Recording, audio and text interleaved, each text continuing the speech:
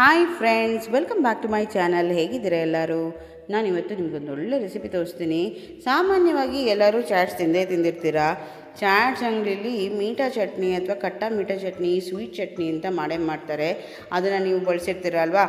ಆ ಕಟ್ಟ ಮೀಠಾ ಚಟ್ನಿ ಮನೆಯಲ್ಲೇ ಹೇಗೆ ಸುಲಭವಾಗಿ ಮಾಡೋದು ಅಂತ ನಾನಿವತ್ತು ತೋರಿಸ್ಕೊಡ್ತೀನಿ. ತುಂಬ ಈಸಿಯಾಗಿ ಮಾಡ್ಕೋಬೋದು, ತುಂಬ ಹೈಜೀನಾಗಿ ಕೂಡ ಇರುತ್ತೆ.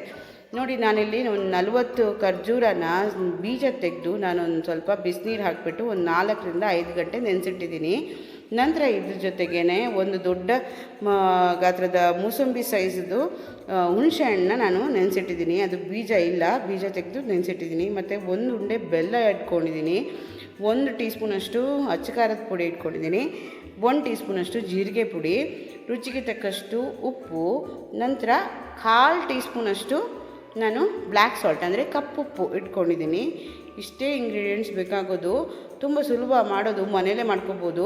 ಮೊದಲಿಗೆ ಏನು ಮಾಡಬೇಕು, ನಾವು ನೆನೆಸಿಟ್ಟಿರೋವಂಥ ಖರ್ಜೂರ ಏನಿದೆ ಅದನ್ನು ನೀರು ಸಮೇತನೇ ನಾವು ಮಿಕ್ಸಿಗೆ ಹಾಕ್ಕೊಂಡು ಇದನ್ನು ನುಣ್ಣಗೆ ರುಬ್ಕೋಬೇಕು.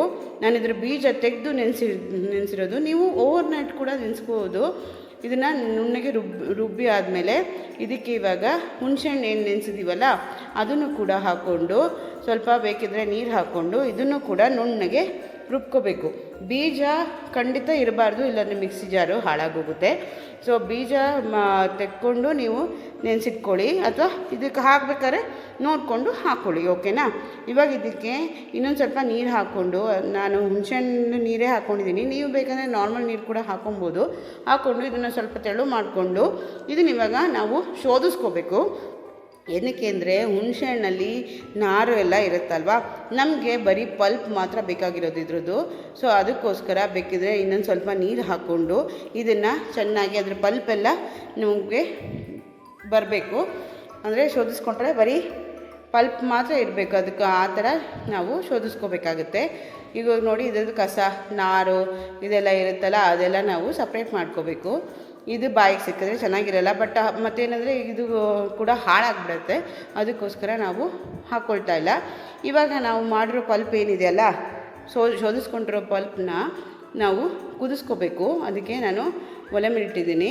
ಇದಕ್ಕೆ ಇವಾಗ ಏನು ಮಾಡಬೇಕು, ನಾವು 1 ಉಂಡೆ ಬೆಲ್ಲ ನಾನು ತುಂಡು ಮಾಡಿ ಇಟ್ಕೊಂಡಿದ್ದೀನಲ್ಲ ಅದನ್ನು ಹಾಕ್ಕೋಬೇಕು.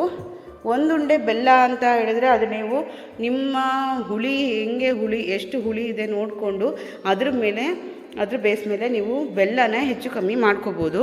ಇವಾಗ ಇದಕ್ಕೆ ಸ್ವಲ್ಪ ರುಚಿಗೆ ಸ್ವಲ್ಪ ತಕ್ಕಷ್ಟು ಉಪ್ಪು, ನಂತರ ಅಚ್ಚ ಖಾರದ ಪುಡಿ, ಜೀರಿಗೆ ಪುಡಿ, ನಂತರ ಕಪ್ಪುಪ್ಪು, ಅದನ್ನು ಎಲ್ಲ ಪೌಡ್ರು ಏನಿದೆ ನಾನು ಇಟ್ಕೊಂಡಿರೋದು ಅದನ್ನೆಲ್ಲ ಹಾಕ್ಕೊಂಡು ಇವಾಗ ಇನ್ನೂ ಜಾಸ್ತಿ ಬಿಸಿ ಆಗಿಲ್ಲ.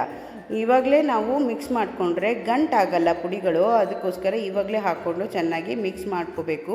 ಇದು ಚೆನ್ನಾಗಿ ಕುದಿಬೇಕು. ಕುದ್ದಾಗ ಮೇಲ್ಗಡೆ ಸ್ವಲ್ಪ ನೊರೆ ಥರ ಬರುತ್ತೆ ನೋಡಿ, ಈ ಥರ ನೊರೆ ಥರ ಬರುತ್ತೆ. ಇದನ್ನು ಏನು ಮಾಡಬೇಕು, ನೊರೆ ಥರ ಬಂದಿರೋದನ್ನು ನೊರೆನೆಲ್ಲ ತೆಕ್ಕೋಬೇಕು. ಇಲ್ಲನೇ ನಮ್ಗೆ ಏನು ಮೀಠಾ ಚಟ್ನಿ ಏನಿದೆ ಸ್ವಲ್ಪ ಕೆಡುತ್ತೆ. ಅದು ಪ್ರಿಸರ್ವೇಟಿವ್ ಹಾಕಲ್ವಲ್ಲ ನಾವು, ಫ್ರಿಜ್ಜಲ್ಲಿ ಇಡೋದಲ್ವ. ಸೊ ಹಾಗಾಗಿ ಇದು ಚೆನ್ನಾಗಿ ಬರಲ್ಲ. ಅದಕ್ಕೆ ನೋಡಿ ನಾನು ಇದನ್ನು ತೆಕ್ಕೊಂಡಿದ್ದೀನಿ. ಇವಾಗ ಇದು ಒಂದು 10 ನಿಮಿಷ 15 ನಿಮಿಷ ನಿಮ್ಗೆ ಗೊತ್ತಾಗುತ್ತೆ. ಅಂದರೆ ನಾವು ಮಾಡಿಟ್ಟಿರೋಂಥ ಪಲ್ಪ್ ಕ್ವಾಂಟಿಟಿಗಿಂತ ಒಂದು ಸ್ವಲ್ಪ ಕಮ್ಮಿ ಆಗಬೇಕು. ಅಲ್ಲಿ ತನಕ ನಾವು ಇದು ನೋಡಿ ಈ ಥರ ಮಂದ ಆಗಬೇಕು.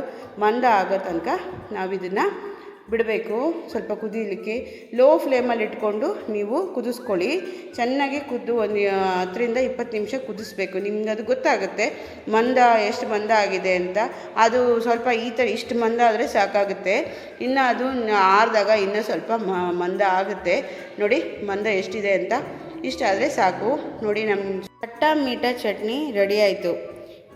ಇದೊಂದು ಚಟ್ನಿ ಇದ್ದರೆ ಯಾವ ಚಾಟ್ ಬೇಕಾದರೂ ಮಾಡ್ಬೋದು. ನೀವು ಇದನ್ನು ಮಾಡಿಟ್ಕೊಂಡು ಒಂದು ಗ್ಲಾಸ್ ಇದರಲ್ಲೋ ಅಥವಾ ಸ್ಟೀಲ್ ಕಂಟೈನರಲ್ಲೋ ಸ್ಟೋರ್ ಮಾಡಿ ಫ್ರಿಜ್ಜಲ್ಲಿ ಇಟ್ಕೊಂಡ್ರೆ ಯಾವಾಗ ಬೇಕಿದ್ರೂ ಏನು ಚಾಟ್ ಬೇಕಿದ್ರೂ ಮಾಡ್ಕೋಬೋದು. ಎಲ್ಲ ಚಾಟ್ಗಳ ಜೀವಾಳ ಅಂತಾರೆ ಇದನ್ನು. ಸೊ ಇದೊಂದಿದ್ದರೆ ಏನು ಬೇಕಾದರೂ ಮಾಡ್ಬೋದು. ಈವನ್ ಅರ್ಜೆಂಟಿಗೆ ಚಪಾತಿ ಕೂಡ ನೀವು ಹಾಕ್ಕೊಂಡು ಇದನ್ನು ತಿನ್ಬೋದು. ನನ್ನ ಮನೇಲಿ ನನ್ನ ಮಕ್ಕಳು ಕೂಡ ಹಾಗೆ ಮಾಡ್ತಾರೆ. ಸೊ ಹಾಗಾಗಿ ನಾನು ಹೇಳ್ತಾ ಇರೋದು, ಖಂಡಿತ ಟ್ರೈ ಮಾಡ್ತೀನಲ್ಲ, ಖಂಡಿತ ಟ್ರೈ ಮಾಡಿಬಿಟ್ಟು ಹೇಗಿತ್ತಂತ ನನಗೆ ಕಮೆಂಟ್ ಬಾಕ್ಸಲ್ಲಿ ತಿಳಿಸಿ. ಮತ್ತೆ ಇನ್ನೊಂದು ಹೊಸ ರೆಸಿಪಿ ಜೊತೆ ಮತ್ತೆ ಸಿಗ್ತೀನಿ. Until then take care, bye, see you, thank you.